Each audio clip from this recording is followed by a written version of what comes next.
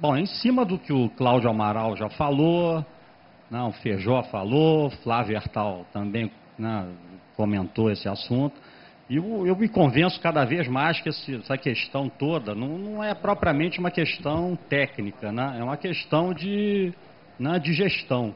Né, e a gente precisa ter um programa, vamos dizer, de governo, né, de longo prazo, para poder, né, cuidar dessa questão. Né? Aquilo que o Francis falou no início, né? Não sei se seria um órgão, vamos dizer, a nível federal, se seriam os protocolos que o Hertal falou, mas o que eu entendo é que o problema é gestão, é fundamentalmente de gestão para resolver. Muito ministério para ser Exatamente, o pai da criança, né?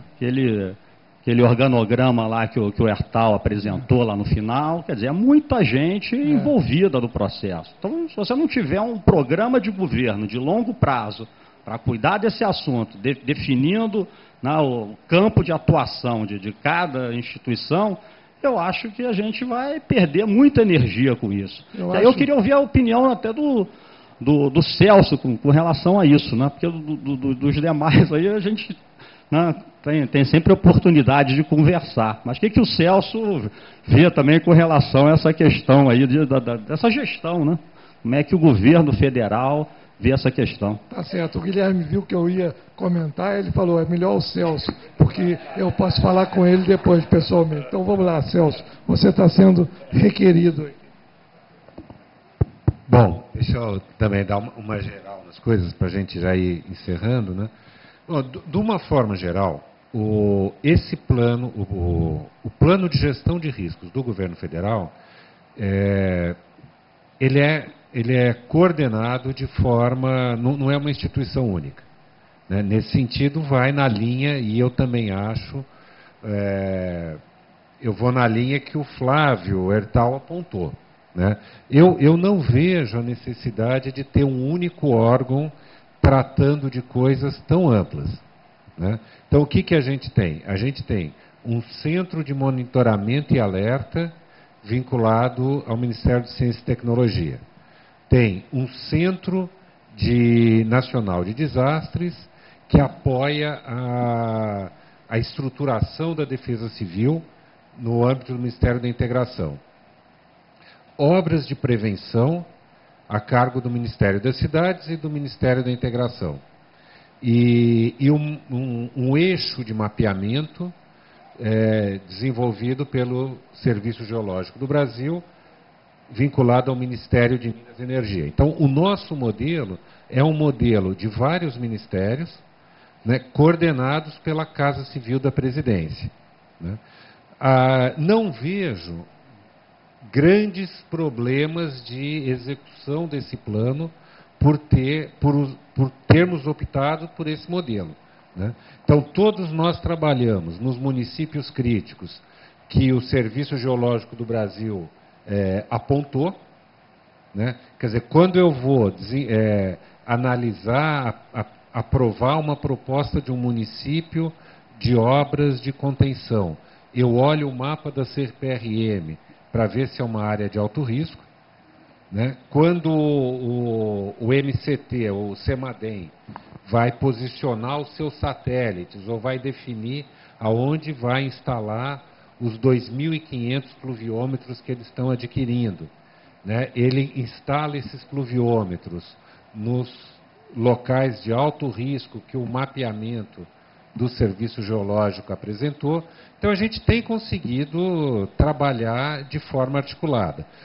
Para isso funcionar, precisa ter uma coordenação de um órgão ligado diretamente, no nosso caso, à presidência. Né? Mas temos conseguido, eu acho que bem. A questão que o Cláudio colocou, eu acho que, e concordo também com a visão da DRM, né, que a gente precisa dialogar com os estados e com os municípios, da mesma forma que aqui vocês precisam dialogar o estado e os municípios, e que para isso nós precisamos estabelecer protocolos. Né? Quem faz o quê, como articular, né? Porque se a gente for ver, a cidade do Rio de Janeiro tem um radar e faz uma previsão meteorológica. O governo do estado do Rio faz previsão meteorológica e olha para a cidade do Rio também. E o governo federal faz previsão meteorológica e olha para a cidade do Rio também. Existe um risco muito grande de você ter 3 previsões conflitantes. É óbvio que a gente precisa construir essa articulação entre a União, o Estado e o município. Esse é um ponto importante. Queria só aproveitar, o companheiro do CREA, eu queria colocar um dos aspectos que você colocou, que eu acho que a gente não pode deixar de esquecer, não pode esquecer, né? Nós precisamos fazer boas previsões meteorológicas, construir bons planos de contingência. Isso a gente vai melhorando com o conhecimento científico, vai melhorando com equipamentos, radares, pluviômetros, vai calibrando os nossos modelos, mas a gente não pode esquecer que previsão meteorológica é uma tentativa do ser humano prever o futuro, né? Ou seja, não é uma coisa, não é certeza, né? Vocês veem que mesmo um evento pluviométrico muito mais fácil de prever, que são os furacões, né? Agora, em Nova York, né, teve esse desastre, né? O que a gente ficou sabendo, né? Ninguém saiu de casa, foi alertado, teve o alerta, teve a ordem de abandonar a casa, ninguém saiu, né? Teve essa consequência enorme. E por que ninguém saiu? Porque há 1 ano e meio teve outro alerta e o furacão desviou e não deu inundação, né? Ou seja, a gente não pode esquecer que a gente está falando de uma pretensão de prever o futuro, né? Então vai acontecer isso, a gente precisa estar... a comunidade técnica tem que estar apresentando para a sociedade, né, que a previsão é uma probabilidade alta de acontecer alguma coisa, mas que pode errar, que é futuro, né? A gente não pode deixar que a população e a sociedade ache que o fato da gente ter radar, ter um sistema de previsão, significa que a gente vai acertar sempre, né? Não vai acertar sempre, né? Enfim, eu acho que essas são questões importantes, né? Só para encerrar aqui a minha fala, eu acho que assim, a gente está avançando na questão do mapeamento, do monitoramento, da implantação a gente está conseguindo investir recursos para obras de prevenção, né? E a nossa aposta agora, o que a gente acha que precisa criar de instrumentos novos, são instrumentos para incorporar a questão da prevenção de desastres efetivamente ao planejamento urbano. E, nesse sentido, eu acho que o que a gente tem de novo, né, para pautar junto à sociedade, né, e à comunidade técnica, é construir esse novo instrumento, que é uma carta geotécnica voltada para a prevenção de desastres, né? É isso que a gente está querendo apoiar e como uma forma de o que fazer daqui para frente. Obrigado. Ô Celso, eu só queria lembrar que a nossa realidade é um pouquinho diferente, porque nos Estados Unidos o pessoal do furacão não saiu porque tem alarme que já foi dado e foi errado. Aqui as pessoas não saem das suas casas para não terem suas casas assaltadas e depredadas. Então é diferente a realidade, né? É bom país rico porque eles erram a favor da segurança. Acho que ainda tem gente querendo fazer uma última pergunta. Por favor, pode chegar aqui. Boa noite. Meu nome é Yara Martins, sou aqui do Clube de Engenharia, da Divisão Técnica de Recursos Naturais Renováveis e formação técnica, sou geógrafa. Minha pergunta é para o Celso, né? É uma pergunta e um informe também. A pergunta é, plano diretor, áreas atingidas, população. Como é que ficam os planos diretores em relação a esses municípios? Porque esses municípios apresentaram planos diretores.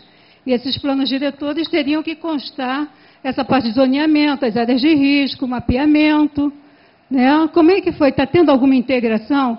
Estão sendo puxados os planos diretores para essa discussão, para adequar o município a esse novo momento, né? Porque alguns municípios, não, isso não é novo, é antigo. Já deveria constar nos planos diretores. O Ministério da Cidade teve essa preocupação quando aprovou os planos diretores? Essa é a minha pergunta. E o informe é que nós aqui no clube temos um fórum permanente de acidentes naturais, em que a discussão é técnica, onde profissionais, inclusive nós temos o apoio constante aí do DRM, que não falta, dos professores das universidades, então é um fórum técnico e que os senhores estão convidados. Será agora na próxima segunda-feira, a partir das 18 horas. Muito obrigada. Vou passar para o Celso aqui rapidamente responder a pergunta. Bom, acho que tem uma coisa, gente, que a estrutura do país o país é uma federação, é o único lugar no mundo que é uma federação em que a União, os estados e os municípios, eles têm o mesmo peso, eles não se subordinam um ao outro, né? Os outros países, Estados Unidos, por exemplo, é uma federação, é a União e os estados. O município não manda nada. Aqui, o município tem a mesma competência que a União e que o Estado no seu território, né? Isso daí por quê? Porque o plano diretor, ele é uma lei municipal, né? E ela não é sujeita à aprovação do Ministério das Cidades, né? Nem a União. Então, ela não é sujeita à lei, o que ela definiu, ele não é sujeita à União, né? Como não é ao governo do Estado. O que a gente fez, né, a gente tinha recursos, a gente passou recursos para municípios fazerem o plano diretor, para contratarem estudos e tal. E daí a gente analisa, né, a gente dá o dinheiro antes, e depois, se foi feita licitação, se aquele trabalho foi feito, né, daí a gente analisa do ponto de vista administrativo, né, mas a gente não interfere, né, mesmo porque não tem competência, pelo pacto federativo, a gente não interfere no conteúdo daquela lei, né? Aquele é um trabalho que foi feito, foi uma proposta do Executivo Municipal, que é aprovado na Câmara, vira uma lei, né? E de um ente que tem autonomia em relação à União. Então, não se trata de aprovar. Agora, nós fizemos uma análise desses planos diretores. E, de uma forma geral, né, esses planos diretores não conseguiram incorporar a dinâmica do meio físico na sua proposta de planejamento urbano. Isso é verdade, né? Não tinham instrumentos para isso. Por isso que nós estamos investindo e apostando muito em 2 novos instrumentos técnicos, que os planos diretores, os municípios não têm isso. Um instrumento é a Carta de Suscetibilidade a Desastres Naturais, na escala de 1 para 25 mil, que o Serviço Geológico do Brasil está fazendo. Com isso, a gente vai poder mostrar, daí os municípios vão ter um instrumento para falar, olha, aqui não deve virar área urbana, deve continuar como área rural, porque aqui está sujeito a muito, não deve adensar, né? Isso na escala de planejamento urbano. E na escala de projeto de loteamento, a Carta Geotécnica. Eu acho que a gente vai ter, esse é o nosso desafio, construir novos instrumentos, né, que incorpore a dinâmica do meio físico de uma forma que isso possa entrar nas leis urbanísticas municipais. Bem, muito bem. Vamos passar para o encerramento. Vou fazer aqui a distribuição desses livros, né? Porque eu já li. O livro é excelente e dá para ler em poucas horas, ele inteiro. ele é fácil de ler. Então, eu queria dizer o seguinte. Perdão, desculpa. Com licença. Não, é que o Amaral fez uma pergunta, né, para o Celso e para mim. Eu vou responder aqui a pergunta e dar um fechamento aqui bem rápido. Não vou. Sobre o fluxograma apresentado aqui pelo Flávio, eu acho que é lógico e eu acho que o caminho é esse aí mesmo. Tá? Eu acho que e fazer os protocolos também é ultra necessário. Sobre a questão da prevenção e alerta, esse programa de gestão de risco do governo federal ele está muito inspirado no sistema de alerta, que eu acho que é um grande erro se a gente insistir nisso aí. Então, paulatinamente, a gente está começando que isso tem que inverter. O principal é a prevenção. Primeiro, estancar a urbanização inadequada. A gente tem que começar por aí, não aumentar mais as áreas de risco. Então, eu acho que o mais importante é a prevenção, depois o monitoramento e depois o sistema de alerta. Eu penso que seja menos importante daqui 5, 6 anos do que a prevenção. E a gente sempre bater nisso aí, na prevenção. E outra questão sobre o que foi feito, o que tem para fazer, que é o mote desse encontro, eu estou extremamente feliz. Extremamente feliz, porque a nível federal temos recursos, temos um plano, tem seus probleminhas que vão sendo arrumados ao longo do ano, mas tem a vontade política do governo federal, e eu vejo que nos estados onde nós estamos andando, principalmente Rio de Janeiro, São Paulo, Santa Catarina, Espírito Santo, Pernambuco, onde são os estados mais afetados, eles também estão com esse mesmo intuito, essa vontade de acabar com isso, acabar não, mas minorar os problemas. Então eu vejo que é uma oportunidade única que nós estamos vivenciando, as pessoas que trabalham na área de geociências, na área de engenharia, que é o nosso meio que nós estamos aqui, é uma grande oportunidade de trabalho e da gente dar nossa contribuição para a sociedade. Eu estou, assim, muito satisfeito com o que eu já vi, otimista para o futuro, e é isso que eu gostaria de transmitir para vocês. Tá? Obrigado. Bem, obrigado, Thales. Acho que passa ali para o Ricardo Tossi, que acho que ele quer fazer um comentário final. Bem rápido.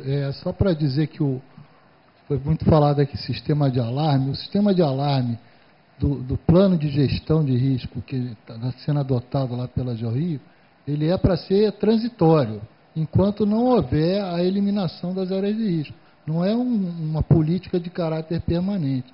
Mas enquanto não se faz a eliminação, que tem que fazer o projeto, a obra, eventuais relocações, então se